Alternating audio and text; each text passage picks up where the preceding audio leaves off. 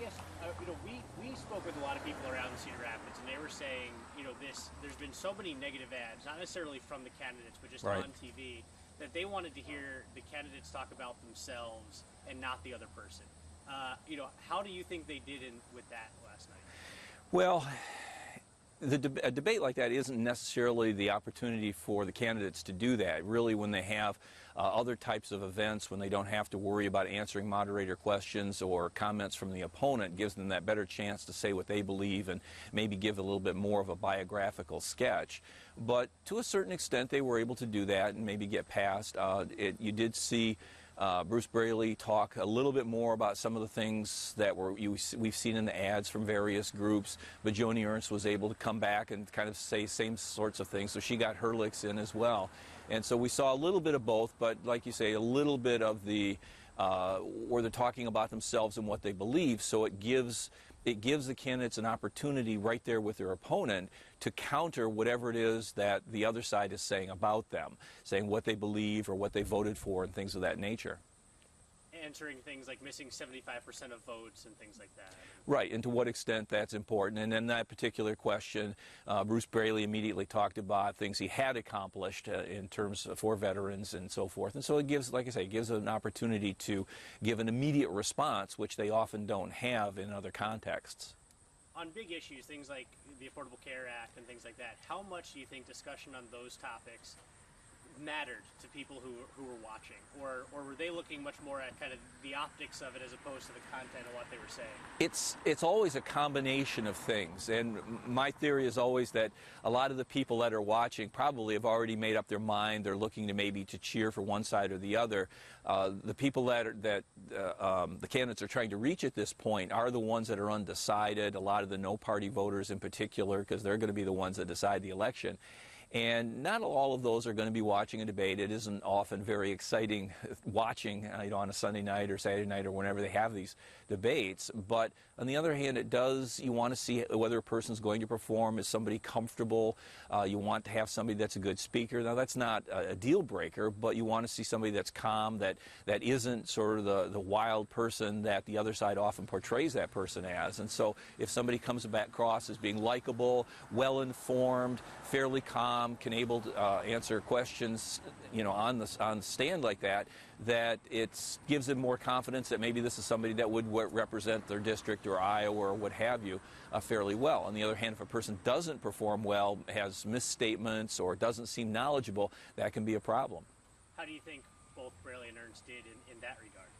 Well, in that regard, I think that Ernst needed to show that she was knowledgeable of the issues. As a state senator, she wouldn't normally be familiar with, or at least not familiar to the same degree as Bruce Braley would on a number of issues that a sitting member of Congress would be, and come across as calm and confident, and she did basically that. On the other hand, Bruce Braley needed to not be overly aggressive. There's always a bit of a concern with a female opponent like that you don't come on too strong, and he did fine in that regard. It got a little bit tense towards the end where they were directly confronting each other, but not enough to really hurt. So it's the kind of a thing where you don't really have a winner in the sense that somebody's clearly dominated the debate like this, unless somebody really makes a big mistake. And I didn't see any really big mistakes, and so neither candidate really got hurt particularly. But then on the other hand, if you look at it from the point of view of, well, if somebody's behind, does that person have to score the knockout punch, so to speak? And I don't think that we're at that point yet. Maybe by the third debate, that if we see some clear separation in the candidates in terms of the polls, and regularly so, then it may put more pressure on one candidate or the other to really do well. But again, it's usually not the debate that's going to happen unless, again, it's a big oops moment kind of thing.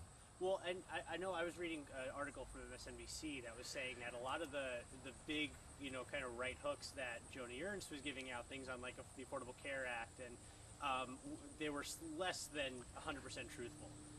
And that like her one response to her pro-life proposed legislation was, well, it didn't pass, which is hardly like, a way to defend it. Are things like that something that'll stick with people in the weeks and months after, or is that something that kind of goes in one ear and out the other unless you're tuned into it? It's more the latter, that a lot of times, again, the people that are watching debates are probably a little bit better informed, and so some people might catch that kind of a thing. And certainly what we've seen today, that particularly on Twitter, that both sides have been regularly throwing out things saying, well, okay, Bruce Braley did this wrong, or Joni Ernst did this wrong, or she said this, or he said that. And so there's a lot of that going on. The question is who is that reaching? Is it just reaching the same people that have already made up their minds, or is it reaching the people that haven't made up their minds yet? And my guess is, for the most part, it's the former, that it's reaching the base. But that's not an unimportant thing, too, because you still want to be able to excite your base, get them out to vote for your candidate. But long term, it's still going to be things like other television ads and events to try to get people out. The door knocking, the grassroots, the ground game, all those kinds of things are still going to be important as we go into the final stages of the campaign.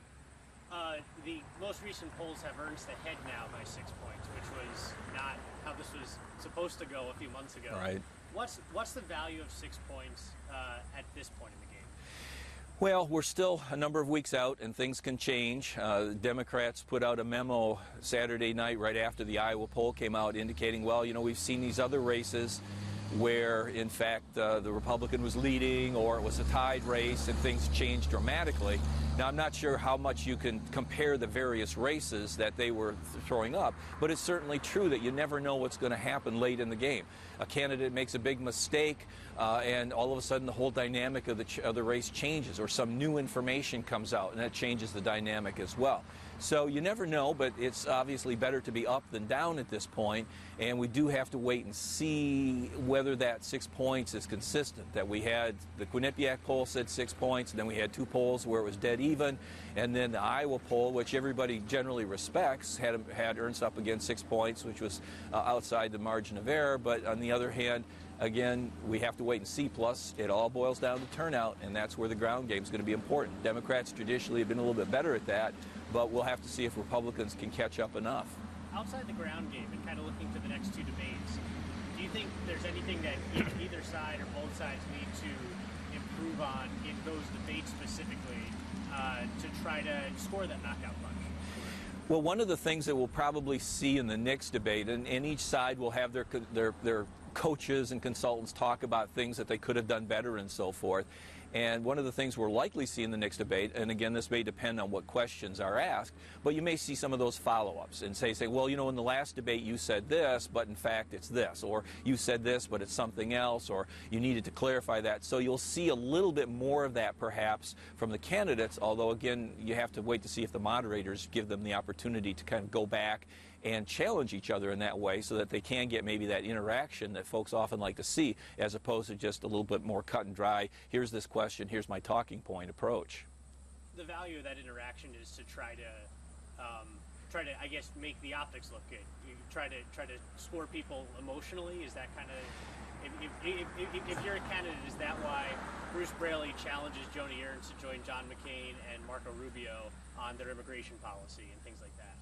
Well, one of the reasons to have that interaction, and not everybody likes it, and sometimes I suppose the candidates don't like it either, because they would rather have, you know, they're prepared to answer certain ways. But what this gives voters an opportunity to do is to see how candidates both react to criticism and think on their feet. You know, because it's not necessarily going to be a surprise, the kinds of things that your opponent's going to say about you, but the way it's phrased or the context of the question gives people an opportunity to see, well, how comfortable are you in terms of knowing what you believe and being able to articulate that in a way that is comfortable to most voters. And sometimes, again, people can make a mistake and a misstatement. Sometimes it's just a misstatement. Sometimes it's more of a, well, this is what I really believe, and oops, I shouldn't have said that kind of a thing. But it does give them that opportunity to have that sort of interaction and to really push back on some of the things perhaps that the opponent has been saying, either in ads or outside advertising in other locations. Will this kind of race boil down to a topic or two or three? Or, I mean, because it doesn't feel like there's been one big issue that's emerged. It's you know, Obamacare and, you know, and Veterans Affairs in a negative way mostly, and things like that. I mean, is there something that's going to come out, or is this going to be a kind of mush? We're starting to get close to the end, so it's a little hard to say, but you're right, that we haven't seen any kind of overarching national issue 4 years ago, it was clearly the Affordable Care Act and Obamacare that dominated the discussion, and of course the Tea Party movement, and that spurred them on and so forth. We don't really have that this time, that we have a variety of issues, and of course because we don't have a presidential election, usually it does devolve more to local issues. The out party usually tries to nationalize the election. That hasn't really happened yet, but there are things like Obamacare and of course things that are going on with the Middle East, with ISIS or ISIL, however you call it, that normally foreign policy issues aren't part of the midterm elections, but this time all of a sudden they are more important, so that's part of the conversation, plus some local things like the minimum wage and what should be in Iowa and a few other things. So all of these kind of fall into it, and that means that the candidates have to be ready to talk about all of them. They can't just sort of focus on one little narrow area, even if it's a big area, like talking about jobs and the economy. Certainly that's important, but there are going to be these other issues, and certainly the opposition, whichever side you're talking about, is going to want to raise those to make sure that they get their points across and maybe put the other side on the spot.